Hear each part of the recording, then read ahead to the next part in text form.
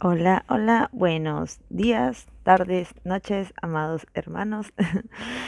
Este es un nuevo tiempo de edificación. De hecho, estuve pensando en subir al canal de YouTube esta edificación que tuvimos hace unas semanas, de manera que ustedes la puedan tener accesible. ¿Sí? Ya que en esta ocasión no he preparado algunas diapositivas, van a poder ustedes volver a este video si es que desean repasar nuevamente los episodios que analizamos en esa ocasión, ¿sí? De igual forma, vamos a empezar con una oración para encomendar este tiempo a nuestro Señor, ¿sí? Amado Señor, Jehová de los ejércitos, gracias por darnos este tiempo el día de hoy. Te ruego que dispongas nuestras mentes, nuestros corazones para el aprendizaje de tu palabra, que bendigas el inicio de esta serie que está basada en el maravilloso libro de Génesis, mi Señor.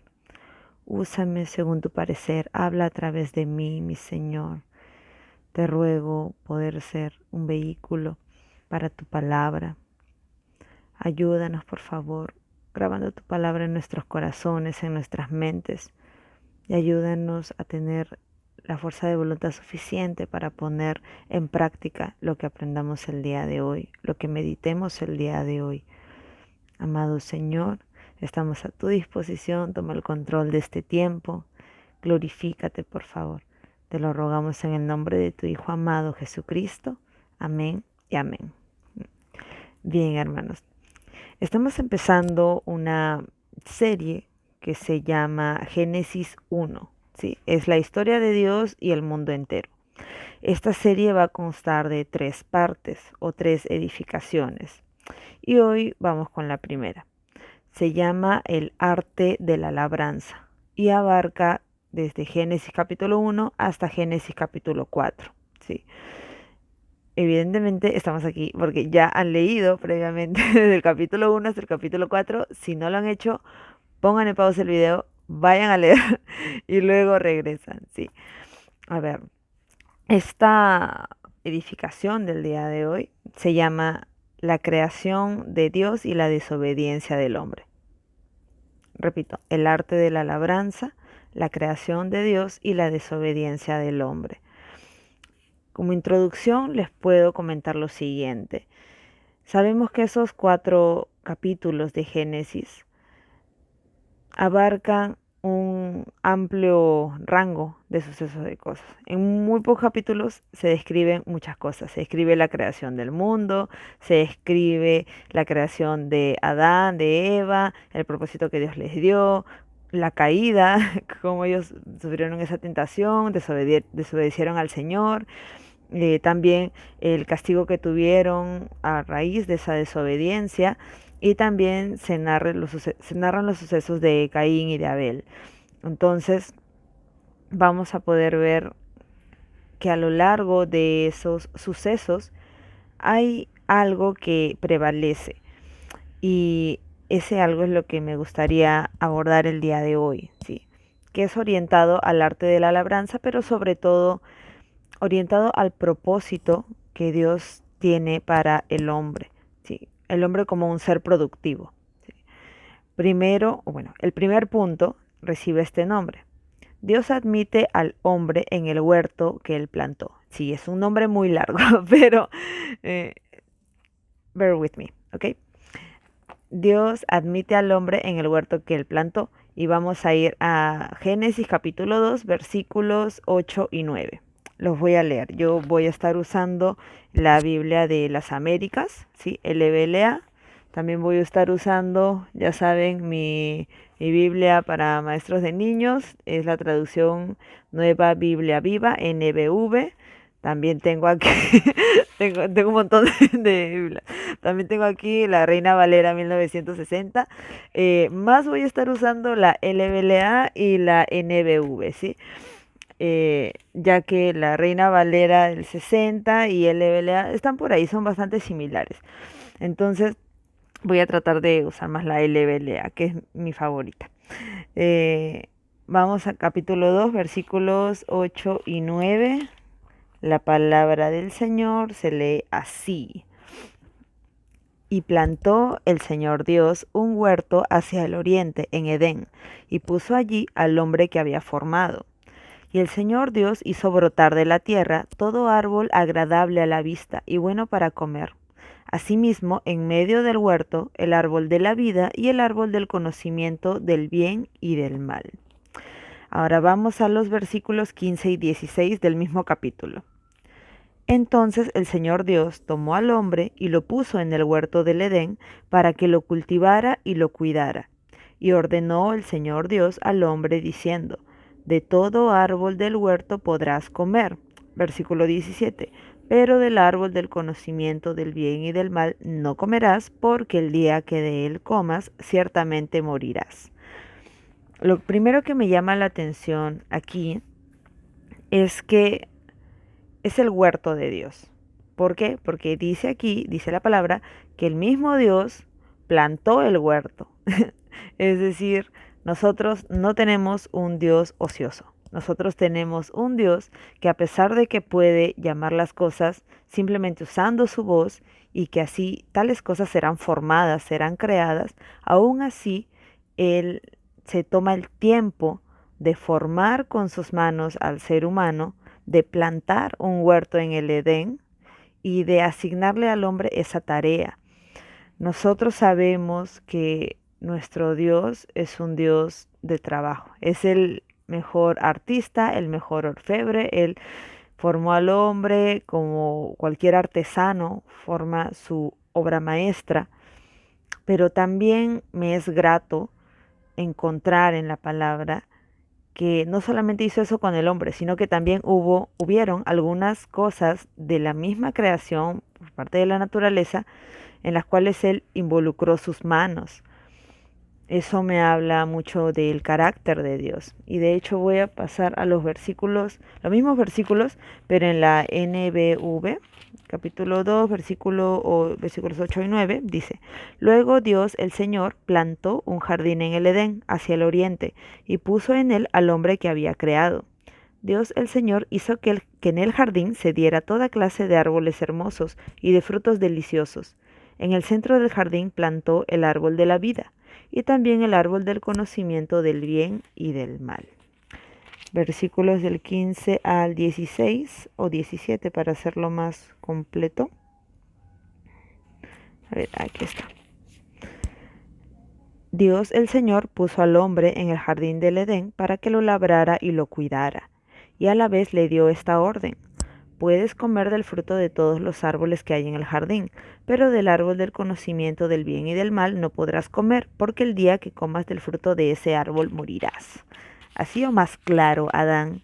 Solamente tenías que hacer una cosa, pero no hicieron eso. Bueno, guardemos nuestros reclamos hacia Adán y Eva en otro lado.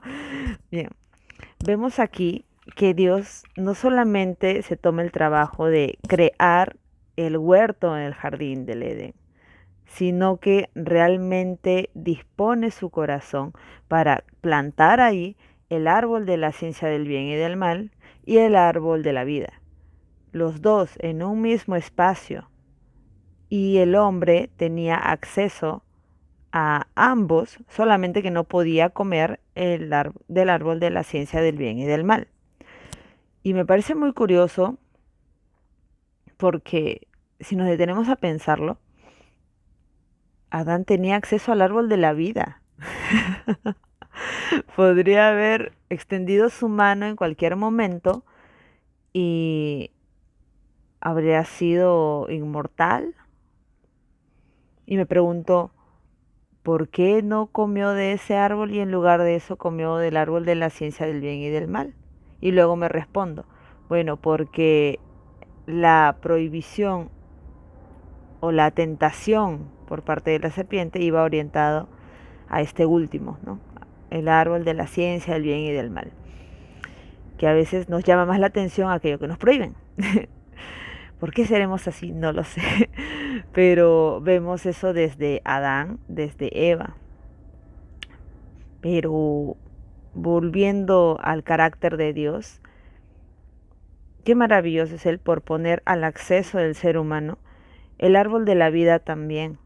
y de asignarle una tarea tan importante al hombre. En primer lugar, de dejarlo entrar a el huerto que él mismo está plantando, que él mismo está cuidando. Yo no sé ustedes, pero si yo estoy trabajando en un proyecto que a mí me gusta mucho, para mí es muy importante, eh, digamos, ya sea plantar un campo, un árbol, cualquier cosa, no tengo yo buenas manos para las plantas, pero me resultaría muy difícil encargarle a otra persona esa tarea o admitir que otra persona haga lo que ellos quieren en un proyecto que es mío, porque cada persona tiene su forma de hacer las cosas. Entonces, mm, una manera más coloquial de decirlo es como, por ejemplo, tú estás cocinando y tú tienes tu forma de hacer las cosas, tú sabes dónde guardas tus utensilios.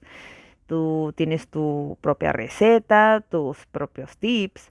Entonces viene otra persona, ingresa a tu cocina para ayudarte, pero esta persona viene con sus propios, con su propio aprendizaje, ¿no? Y ustedes saben que a veces la cocina se puede volver el territorio de una batalla campal, porque hay personas a las que de verdad no les gusta que vengan otros y hagan a su manera, ¿no? Todo se puede hacer con amor, pero eh, orientando ese ejemplo al tema del día de hoy, vuelvo y repito, es muy complicado poder confiar a alguien más, sobre todo a alguien, bueno, digamos, Dios puso al hombre y el hombre es, incluso si en ese entonces era la creación, estaba en su estado perfecto, porque todavía no había pecado, pero aún así el hombre seguía siendo creación de Dios, por lo tanto era inferior a él. ¿Y cómo Dios puede crear, o bueno, cómo puede confiar en el ser humano algo tan hermoso como su propio huerto, el propio huerto que él plantó, a alguien inferior a él? Y me pregunto, ¿no? ¿Por qué lo hiciste, Dios? Pero también me respondo que tal vez más allá de la perfección, él anhela una relación y nosotros vemos eso desde aquí y vamos a seguir viéndolo a lo largo de toda la palabra, de toda la Biblia. En todo tiempo lo que Él busca de nosotros es una relación y su forma de extenderse a esa relación es dándonos un propósito, dándonos tareas, buscando esa cercanía con nosotros. Él sigue ese mismo patrón, solamente que utiliza diferentes métodos a lo largo de toda la historia de la humanidad, porque Él ve que la dureza de nuestro corazón hace que Él tenga que buscar nuevas formas hasta llegar a Jesucristo. Pero bueno, meditemos en eso, amados hermanos. Uno de los métodos que Él usa, o al menos aquí en el libro de Génesis, al inicio de la creación, es darle a Adán algo maravilloso. Creo que es uno de los mejores regalos que Él le ha dado al ser humano. El primero es Jesucristo, ya lo sabemos, pero uno de los mejores regalos es lo que Él le dio a Adán. No me refiero al propósito, porque el propósito también es un regalo súper valioso que el Señor le da a la humanidad. Este regalo al cual me refiero en este momento, el regalo al cual me refiero en este momento es el talento, el don, la destreza, la capacidad de aprender y de hacer, la capacidad de producir, ¿sí? Eso es algo que los animales no tienen, al menos de manera consciente.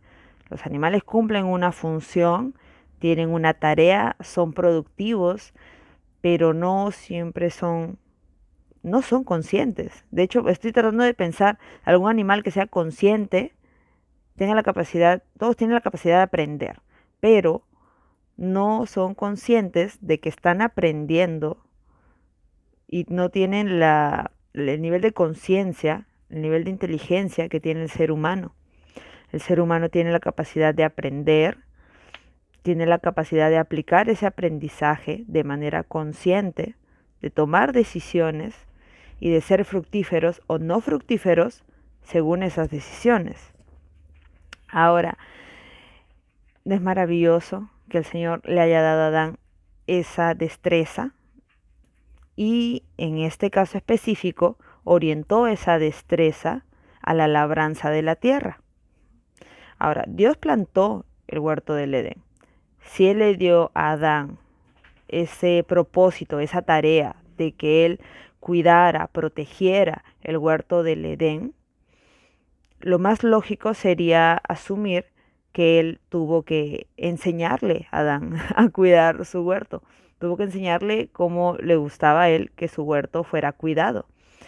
Y yo me imagino, nosotros sabemos que en esos tiempos Adán tenía como que a 1 metro de distancia a Dios, podían habitar en un mismo espacio, Dios podía pasearse por el jardín del Edén, se podía encontrar con Adán, podían hablar cara a cara. Es algo tan maravilloso simplemente detenerte a pensar, a imaginar que el hombre tenía eso, el ser humano tenía eso, tenía esa intimidad con Dios. Ya sé que la perdimos, pero aún así me gusta meditar en ello porque sé que para ahí vamos, en algún momento, algún día vamos a gozar nuevamente de la presencia del Señor. Pero bueno, volviendo a Adán, él tuvo que tener algún proceso de aprendizaje con el Señor. Y veamos cómo a Dios le importa el poder capacitar a Adán para que desempeñe bien su labor. Él le da un propósito, pero también debe haber habido un proceso en el cual Adán fue preparado para poder cumplir ese propósito. Así como nosotros, maestros, somos capacitados día a día para poder desempeñar el propósito que Dios ha puesto en nuestras vidas, que ha inculcado en nuestros corazones. Sí. Quisiera cerrar este primer punto con el siguiente comentario o la siguiente pregunta. ¿No es maravilloso que el Señor haya admitido dentro de su marco de confianza al ser humano? La respuesta obvia sería sí. Y si es así, ¿qué hace el ser humano con esa confianza que Dios deposita en el ser humano? Dios nos da las capacidades, nos da los dones. ¿Qué hacemos con esa confianza que Dios nos da? Para meditar, ¿sí? Ahora vamos a pasar al segundo punto. El segundo punto se llama, y nuevamente es un nombre largo, pero bear with me again. Este segundo punto se llama Dios quita el huerto, pero no quita el arte. ¿Sí? Vamos a la lectura de... déjame traer mi Biblia. Vamos a la lectura de Génesis capítulo 3, versículos del 17 al 19. Déjenme pasar las páginas que parecen piel de cebolla. Se vayan a romper. A ver, 3, 17, 19. Sí, la palabra del Señor se lee así. Entonces dijo a Adán: por cuanto has escuchado la voz de tu mujer y has comido del árbol del cual te ordené, diciendo, no comerás de él, maldita será la tierra por tu causa. Con trabajo comerás de ella todos los días de tu vida. Espinos y abrojos te producirá, y comerás de las plantas del campo. Con el sudor de tu rostro comerás el pan, hasta que vuelvas a la tierra, porque de ella fuiste tomado, pues polvo eres y al polvo volverás. ¿Qué nos dice la NBV de eso? Sí, NBV. Capítulo 3, versículos del 17 al 19. Aquí está. Después Dios le dijo al hombre: la tierra estará bajo maldición por tu culpa, pues le hiciste caso a tu mujer y comiste del fruto que te prohibí. Por eso de aquí en adelante tendrás que trabajar muy duro para conseguir tu alimento. La tierra te producirá espinas y cardos, y tendrás que comer plantas silvestres. Para obtener tu alimento tendrás que trabajar mucho, hasta el día de tu muerte. Ese día volverás a la tierra de la cual fuiste hecho, pues eres polvo y al polvo tendrás que volver. Ah, este pasaje siempre me pone un poco... Es frustrante leer la caída de la humanidad. Y creo que lo debe ser para todo hijo de Dios, ¿no? Y, pero sí hay algo que me gustaría hacer notar en este punto. Es que Dios, ¿por qué no maldice a Adán? ¿Se dan cuenta?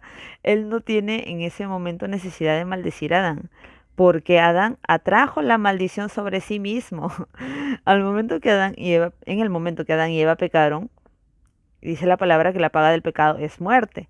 Entonces, ya tuvieron la maldición en sí mismos al momento en que desobedecieron a Dios. Desobedecer a Dios es una maldición en sí mismo.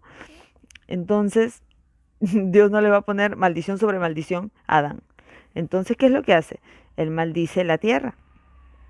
Pero al mismo tiempo, maldecir la tierra es algo que va a afectar directamente o va a poner, digamos, un desafío directo al propósito que Dios había diseñado específicamente para Adán y para Eva. Él les había dado el propósito de labrar la tierra, bueno, a Adán en específico, le había dado el propósito de labrar la tierra, de poder ser un hombre fructífero con ello, poder gozar del fruto de su labor sin que le costara demasiado. Ustedes se imaginan, a ver, podríamos poner de ejemplo, una persona, igual es un ejemplo medio vago, pero más o menos para que puedan comprender lo que estoy tratando de decir. Imagina dos personas. Tienes a una persona que está en el trabajo ideal, es el trabajo con el cual siente la vocación, tiene el talento para desempeñar ese trabajo bien, de la mejor manera, y durante su turno de trabajo es como, no sé, es como si estuviera en un oasis. Esa persona disfruta su trabajo, no le requiere estar de aquí para allá, estresarse, hacer esfuerzo de más, no. Hace el esfuerzo justo, pero siempre es gratificante porque está en algo pues que es para él, ¿no? Algo específico para él, para esta persona. Ahora imagina la segunda persona. Es una persona que tiene un trabajo que no coincide con su vocación, es un trabajo que simplemente eligió porque es rentable, porque le va a dar ingresos, eh, por obligación, es una persona que no disfruta del trabajo, es una persona que tiene que hacer un esfuerzo excesivo, con horas extras, una paga, una paga mala, jefes malos. Entonces, ambas personas están trabajando y están siendo fructíferas con su trabajo, pero entre esas dos personas, solo la primera parece estar siendo plena, la otra no. Y muy probablemente vea ese trabajo como una maldición. Entonces, a ello voy. Que Adán antes desempeñaba su trabajo en el huerto del Edén como el ejemplo de la primera persona. Todo se daba de la manera ideal. Él tenía que esforzarse de igual forma, pero todo fluía en armonía, porque tenía la bendición y el respaldo de Dios. Ahora, un pequeño paréntesis, es por eso que ahora el Hijo de Dios que trabaja siendo respaldado por el Señor puede sentirse así, como Adán cuando trabajaba en el jardín del Edén. Cerremos paréntesis. Volviendo a Adán, una vez que es sacado del Edén, ¿sí? Porque él es enviado a labrar la tierra, no del Edén, sino otra tierra fuera del jardín del Edén. Y le dice, la tierra de la cual fuiste tomado. No vas a estar ya no tienes acceso, hijo mío, a, a mi huerto. No, te vas a labrar la tierra, pero a otro lugar. Entonces, cuando eso ocurre, Adán, muy probablemente, tuvo que sufrir el trabajo en la tierra, de la tierra. Y de hecho, vayamos a leer los versículos 22 y 23 del mismo capítulo. Génesis 3, 22, 23 dice, entonces el Señor Dios dijo, he aquí el hombre ha venido a ser como uno de nosotros, conociendo el bien y el mal. Cuidado, ahora no vaya a extender su mano y tomar también del árbol de la vida, y coma y viva para siempre. Y el Señor Dios lo echó del huerto del Edén para que labrara la tierra de la cual fue tomado. Ahí viene lo que les decía. Vamos a la NBV, versículos 22-23. Aquí está. Y dijo, ahora el ser humano es como uno de nosotros, pues sabe lo que es bueno y lo que es malo. No conviene que tome del fruto del árbol de la vida y viva para siempre. Entonces Dios el Señor expulsó al hombre y a la mujer del jardín del Edén y puso al hombre a que trabajara la tierra de la cual fue hecho. Ahora, veo aquí algo que incluso dentro de lo malo es algo de bendición. ¿Cómo? ¿Cómo anacainosis? ¿Cómo Grecia? Bueno, él maldice la tierra, pero no le quita a Adán la capacidad de trabajar la tierra. Es decir, lo expulsa del huerto del Edén, lo manda a la tierra de la cual él fue formado, pero no le quita la capacidad de trabajar. Eso es lo que a mí me llama mucho la atención. Él no le quita el arte de la labranza, la destreza que él había heredado por parte de Dios. Él podría habérsela quitado, podría haber vuelto a Adán un ser inútil, mm, sin capacidad de crear nada con sus manos, sin capacidad de lograr nada con sus manos. Él podría haberlo hecho, porque Dios es sumamente capaz, es sumamente poderoso. Podría haberlo hecho. ¿Por qué no lo hizo? Ahora,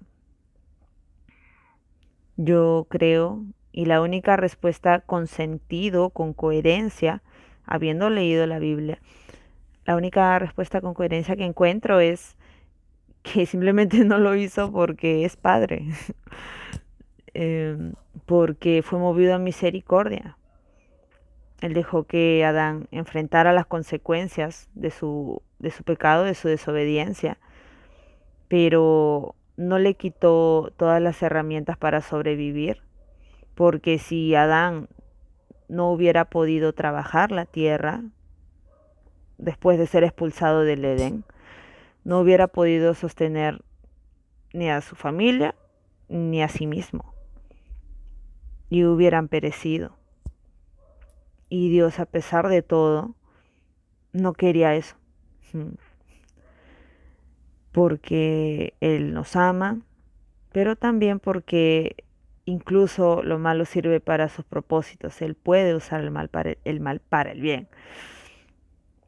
Adán pecó, bien, pero incluso ustedes saben que ahí mismo en el capítulo 3 de Génesis se menciona que él ya lanza la profecía sobre Jesucristo.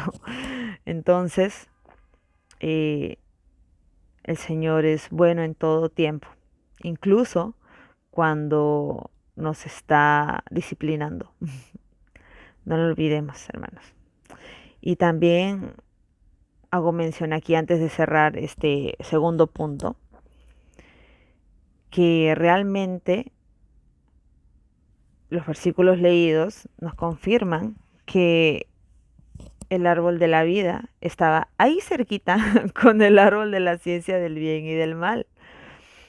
Pero no, Adán no eligió tomar el fruto del árbol de la vida, sino del otro, ¿sí? Porque a menudo teniendo la opción buena y la opción mala, elegimos la opción mala. Eso debe hablar mucho de nuestro nivel de sabiduría, ¿no? Tenemos mucho, como humanidad, tenemos mucho en lo cual trabajar, ¿sí? Ahora, ¿cómo podemos aplicar esto a la vida del maestro?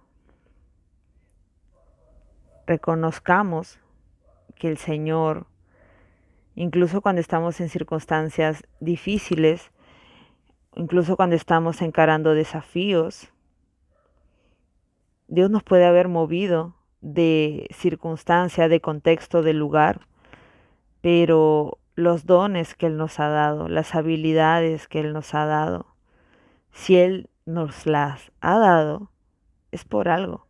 Y esas habilidades van a ser fructíferas donde quiera que estés. Tú hoy día puedes estar sirviendo al Señor en Lima, Perú. En algún momento te va a enviar a servir a Venezuela, a Brasil, a Estados Unidos, a cualquier otro lugar.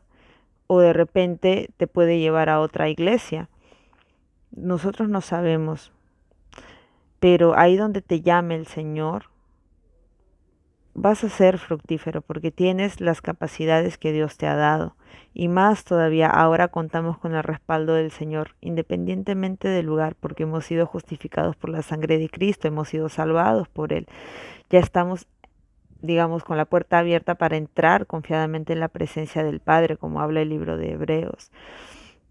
Así que no tengamos temor de no ser fructíferos, no servirle al Señor bien, no de repente de fracasar, no soy tan capaz. No, no pienses en eso, amado hermano, porque las capacidades que Dios da, Él no las quita.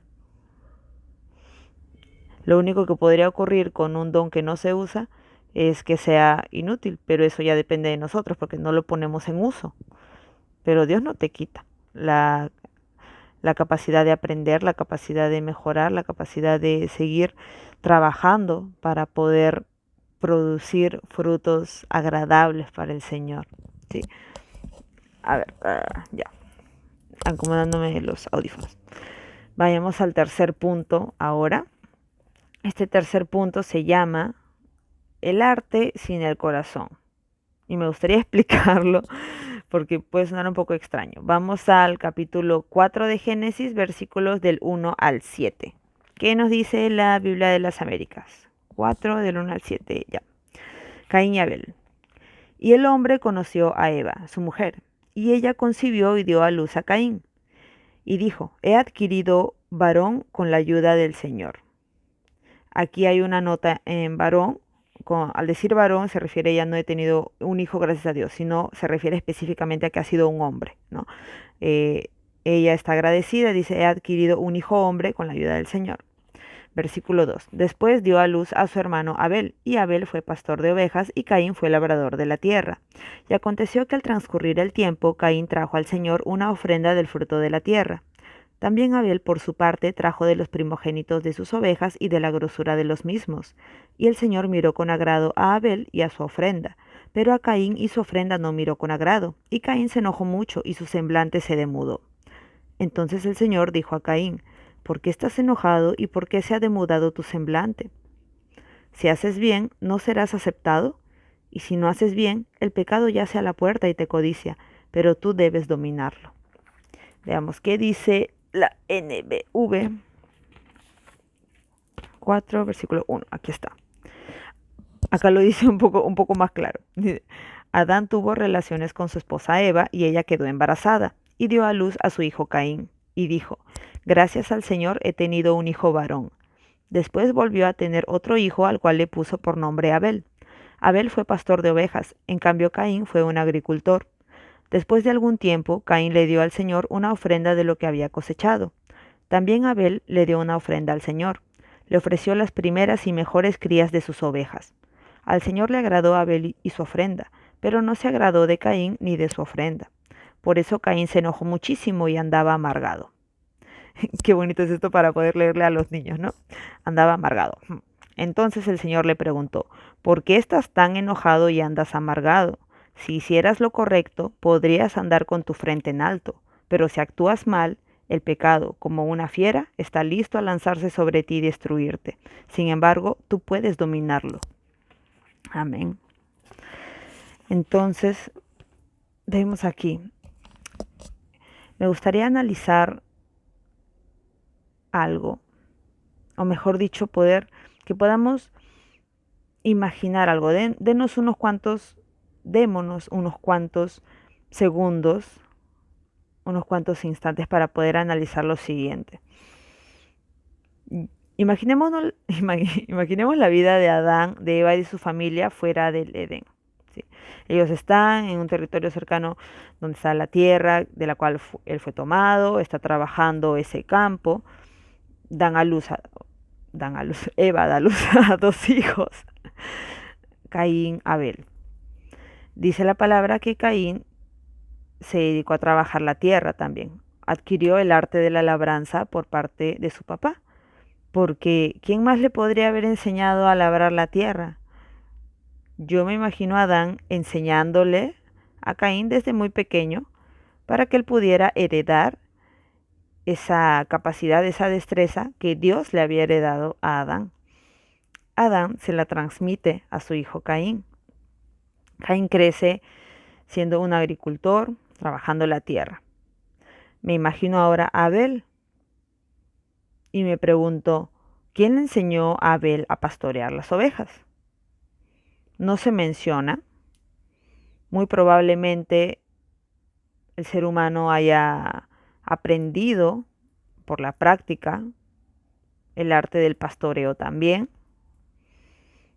o simplemente tal vez dejaban a Abel ahí mientras Adán y Caín se iban a trabajar, Abel se quedaba cuidando los animales, y Eva contribuía y trabajaba guardando la casa, ¿no?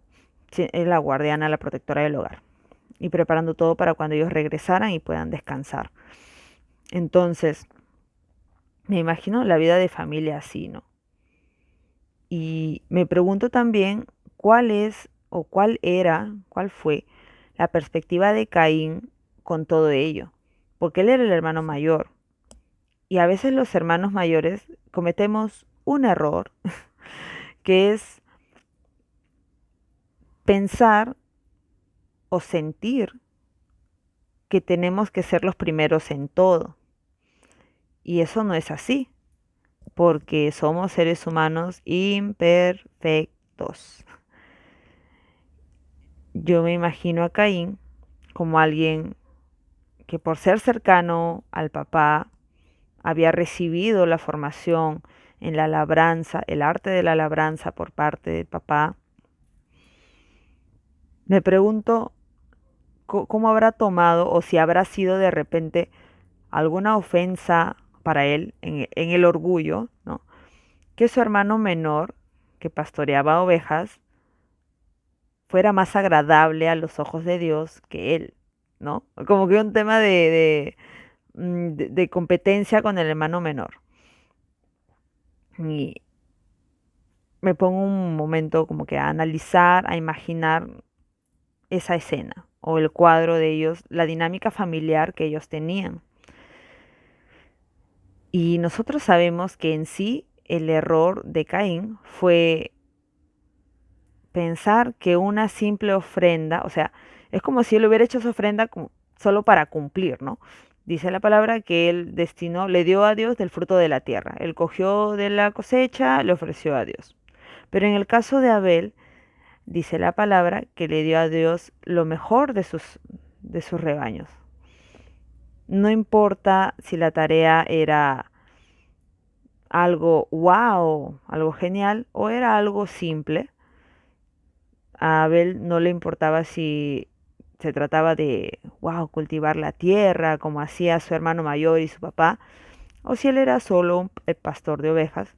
Aún así, desde su posición, dio lo mejor que él tenía.